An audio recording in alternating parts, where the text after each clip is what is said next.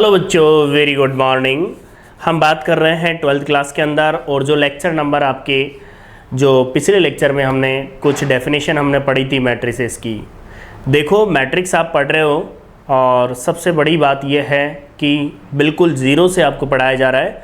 धीरे धीरे आप पढ़ते चलिए, टॉपिक आप एक एक टॉपिक को क्लियर करते चलिए। साथ में जैसे ही अपनी अब ये क्लास हो जाएगी उसके बाद आप समझिए हम क्वेश्चनों पर आएंगे, क्योंकि 3.1 आपको सोल्व करवाई जाएगी।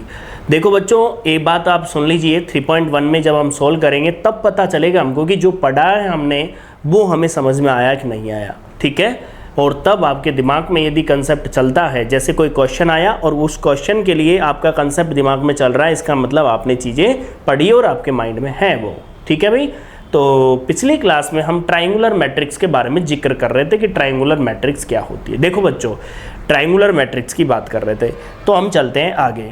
सब बच्चे ध्यान देंगे और समझेंगे। यहाँ पर देखिए, यहाँ पर ध्यान दीजिए, हम जो बात कर रहे हैं वो मैट्रिसेस की बात कर रहे हैं, ध्यान रखना। और मैट्रिसेस में हमने जो बात की थी ट्रायंगुलर मैट्रिक्स,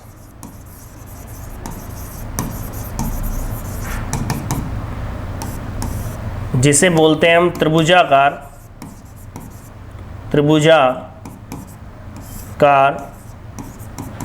आव्यूह या मैट्रिक्स।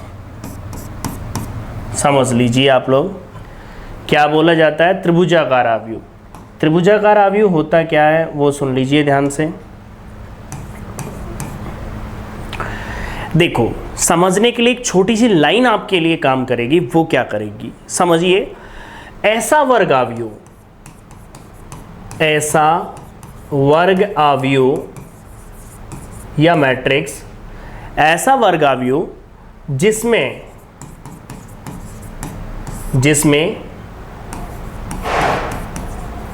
अपर ट्रायंगुलर मैट्रिक्स या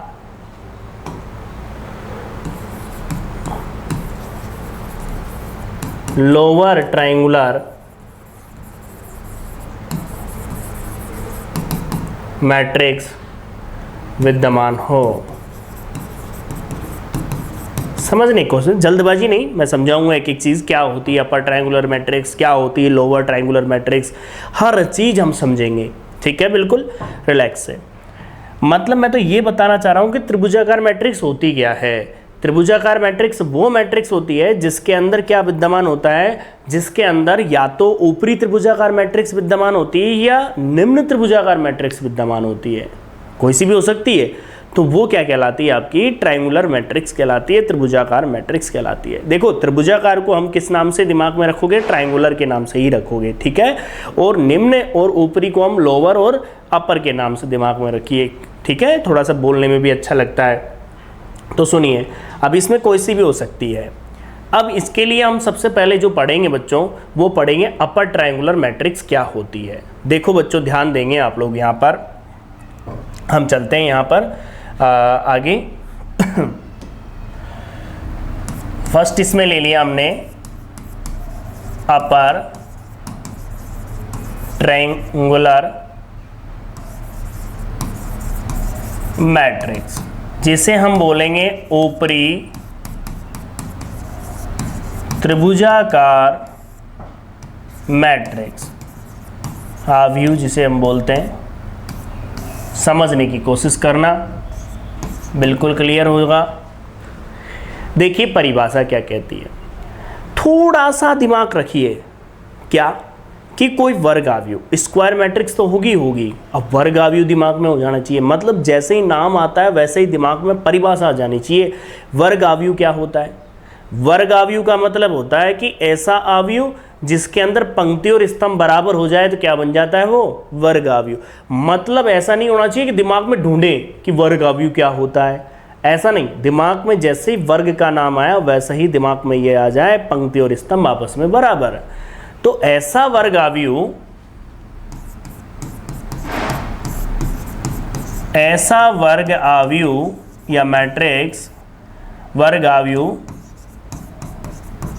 जिसके मुख्य विकर्ण के नीचे के सभी अवयव शून्य हो। बात समझ रहे हो मैं क्या बोलना चाह रहा हूं? कोई भी वर्ग आव्यूह होगा और उस वर्ग आव्यूह के मुख्य विकर्ण के नीचे के सभी अवयव क्या हो जाए, शून्य हो जाए, तो वो क्या कहलाएगा? हो तो ऊपरी त्रिभुजाकार आव्यूह कहलाता है। देखो आप, मैं जो बोलता हूं उस पर भी ध्यान दोगे, ये नहीं कि आप लिखने में पूरा ध्यान रखो, रफली आप लिखो, आपको नोट्स मिलेंगे, इसलिए आप टेंशन फ्री रहो। आपको क्या बोला गया? ऐसा वर्ग आव्यूह जिसके मुख्य विकर्ण के नीचे के सभी अवयव शून्य हो। अब बात आती है कैसे मुख्य विकर्ण के। देखो एग्जांपल लेता हूं मैं, इसको मैं एक और चीज लिख लेता हूं, अर्थात मैंने लिखा अपर ट्रायंगुलर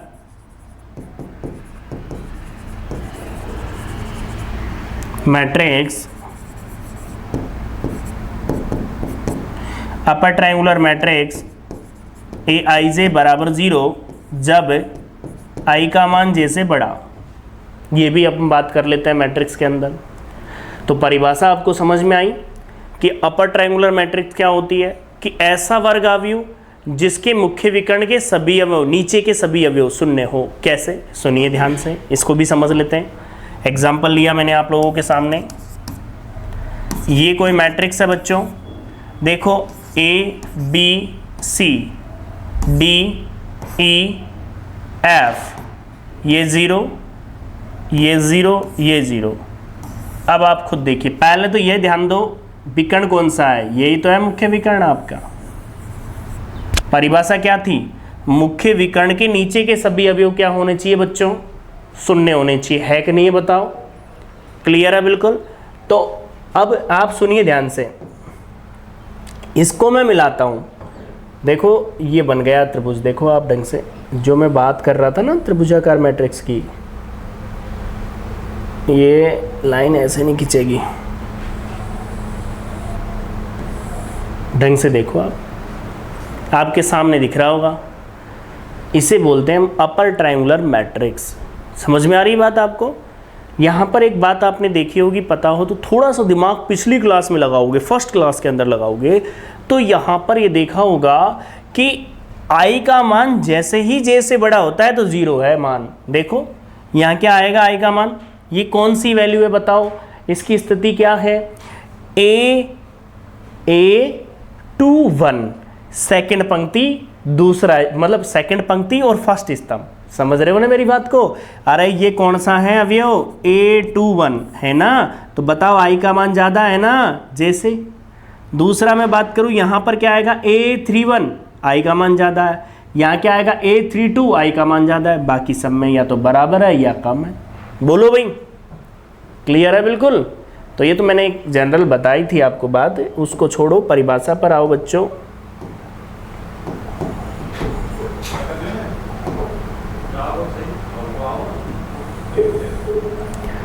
तो एक बार नोट कर लो इसको, परिभाषा को सभी बच्चे, और सब बच्चे ध्यान देंगे कि मैथ्स के अंदर जो है आप लोग इस बात पर गौर करोगे, सबसे बड़ी बात पर, कि प्रैक्टिस से कभी मत कतराया करो। प्रैक्टिस ज़रूरी है बच्चों, क्योंकि प्रैक्टिस नहीं करोगे तो आप समझ सकते हो बहुत दूर रह जाओगे।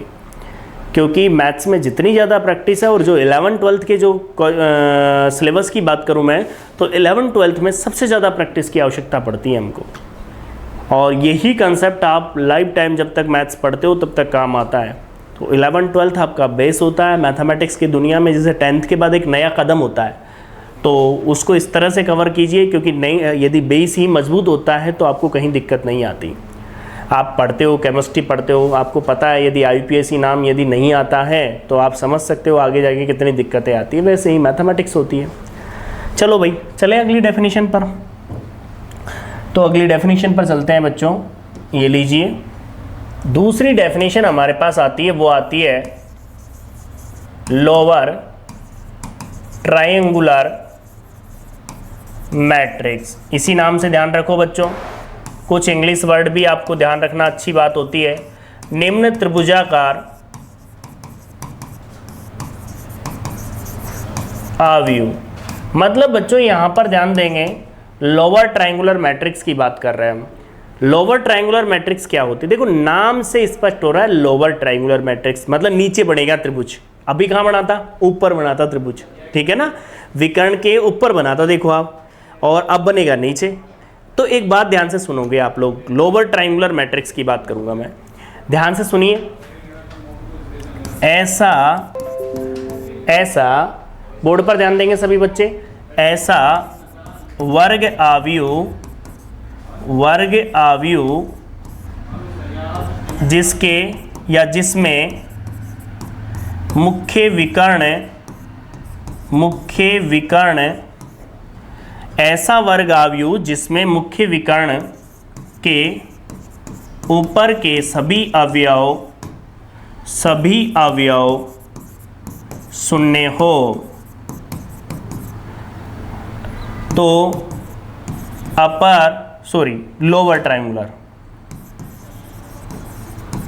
लोअर ट्रायंगुलर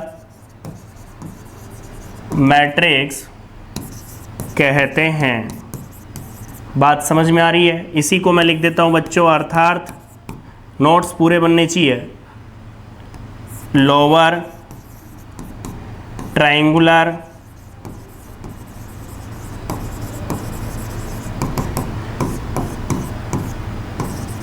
aij बराबर 0 जब i का मान छोटा हो जैसे।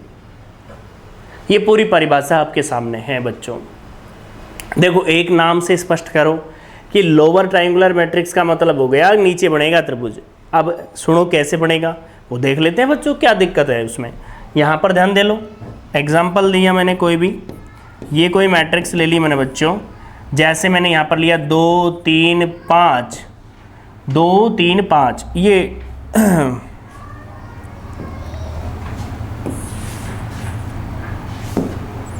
देखिए 2 3 4 5 6 7 0 0 0, ये मुख्य विकर्ण रहा आपका। देखो आप लोग पहले दिख रहे हैं मुख्य विकर्ण, इसके ऊपर सभी अवयव शून्य हैं। देखो इसके ऊपर सभी अवयव शून्य हैं। यदि इसके नीचे सभी अवयव शून्य होते तो क्या बन रहा था पता हो तो आपको? अपर बन रहा था। और यदि इसके ऊपर सभी अवयव शून्य हैं तो क्या बन रहा था आपका? लोअर ट्रायंगुलर मैट्रिक्स बन रहा है ना, देखो ना आप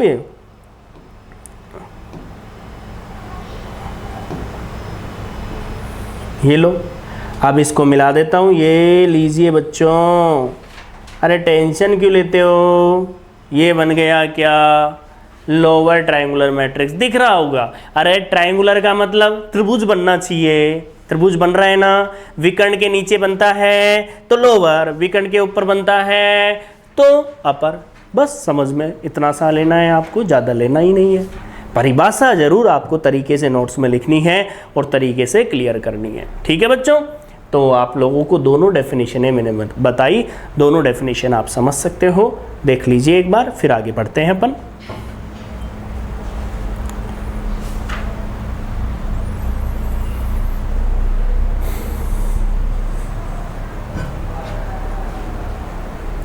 दो कॉपी आपको रखनी है। एक तो आप जो कॉपी नोट्स के लिए रखोगे, एक वर्क वो जो कैलकुलेशन आप करते हो वो अलग से एक कॉपी में किया करो। तो उसमें क्या होता है कि जो आपकी जो मेन कॉपी आप बना रहे हो तो उसमें गलतियां कम होती है। तो कैलकुलेशन के लिए थोड़ा सा अलग से एक नोट पेज वगैरह कुछ रखा करो, जिससे आप लोगों को कॉपी आपकी सही रहे। चले भाई आगे बढ़ जाते हैं।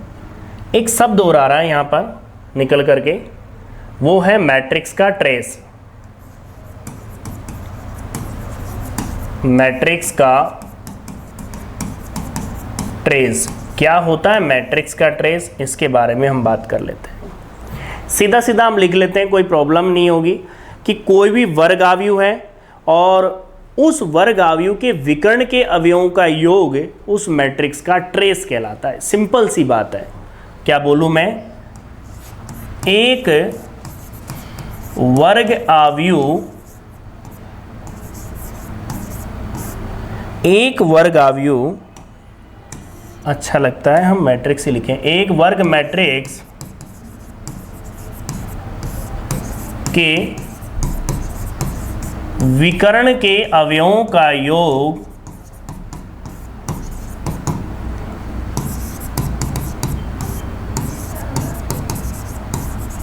मैट्रिक्स का ट्रेस कहलाता है। अब आप समझ लीजिए, बिल्कुल सिंपल सी बात है। कोई मैट्रिक्स है और उस मैट्रिक्स के विकर्ण के अवयव, वर्ग मतलब कोई आपकी कौन सी मैट्रिक्स है? आपकी वर्ग मैट्रिक्स है। उस वर्ग मैट्रिक्स के विकर्ण के अवयवों का जो योग होगा वो ही क्या कहलाएगा? आपका मैट्रिक्स का ट्रेस कहलाएगा। ठीक है भाई बच्चों, यहां पर बात क्लियर कर लेना आप लोग। जैसे इसे TR, जैसे ए की बात करूंगा ना, TR से व्यक्त करते हैं, तो मैं एग्जाम्पल में ही दिखा देता हूं इस चीज को बच्चों। एग्जाम्पल ले लिया, जैसे मैंने ए कोई एग्जाम्पल ले लिया, 2 3 4 5 6 7 8 9 10, ये लीजिए एक जनरल एग्जाम्पल लिया है, ऐसा मत सोचो आप लोग। अब मैं ट्रेस निकालता हूँ। ए आपको पता है ये वर्ग आव्यूह है, पहली बात तो दिमाग में आ जानी चाहिए। स्क्वायर मैट्रिक्स है, दिमाग में एक एक शब्द आपका क्लियर होना चाहिए। स्क्वायर मैट्रिक्स है, क्यों है स्क्वायर मैट्रिक्स? क्योंकि पंक्ति और स्तंभ बराबर है। ठीक है ना? अरे ऐसा आव्यूह जिसमें पंक्ति और स्तंभ बराबर होते हैं तो कौन सा कहलाता है आपका? अरे वर्ग आव्यूह तो कहलाता है। कैसे सुस्त बैठे हुए हो, एक्टिव होकर के पढ़िए, जिससे आप लोगों के दिमाग में बातें उतरे। देखो भाई, इसमें मैंने बोला ट्रेस निकाल रहा हूं, तो ट्रेस में केवल विकर्ण के अवयवों को उठा लीजिए। विकर्ण का अवयव कौन कौन सा है? 2 है, 6 है और 10 है। सिंपल सी बात है। कितने हो गए भाई? 6 और 2 कितने होते हैं? 8 होते हैं ना। और 6 और 2 8 और 10 कितने हो गए? 18। क्योंकि आप जानते हो जोड़ दो, क्योंकि ये थोड़ी मैं समझाऊंगा, क्योंकि ये तो यदि मेरे से गलती भी होती है तो आप लोग बोर्ड पे ध्यान दोगे तो मैं यही कहूंगा कि बच्चों ध्यान नहीं होगा आपका बोर्ड पे। यही देख रहा था मैं कि भाई आपका ध्यान नहीं है, क्योंकि यही तो होता है। कई बार ऐसा होता है कि जैसे यहाँ पर कोई गलती हो गई प्लस में या माइनस में, बहुत ही छोटी गलती, तो उसके लिए बच्चों से क्या कहा जाता है? मैं ये देख रहा था कि आपका ध्यान है कि नहीं है। सिंपल सी बात है। तो सब चीज़ें आपके दिमाग में क्लियर हो जानी चाहिए। ठीक है भाई बच्चों, अब हम आगे बढ़ जाते हैं और समझ लेते हैं आगे की बातें। इन परिभाषाओं को हमने क्लियर किया, मतलब लगभग टाइप्स आपकी कंप्लीट हो चुकी है मैट्रिक्स की। ठीक है, अब हम बात कर लें जो हमने पढ़ा था उनके बारे में थोड़ा सा, क्योंकि कल की क्लास में हम बात करेंगे किसकी बच्चों? हम बात करेंगे क्वेश्चनों की, जिसमें हम बात करेंगे एक्सरसाइज 3.1 को सोल्व करेंगे। एक क्वेश्चन और ले लेते हैं छोटो, यहाँ पर एक क्वेश्चन लेते हैं हम यहाँ पर ध्यान दीजिए।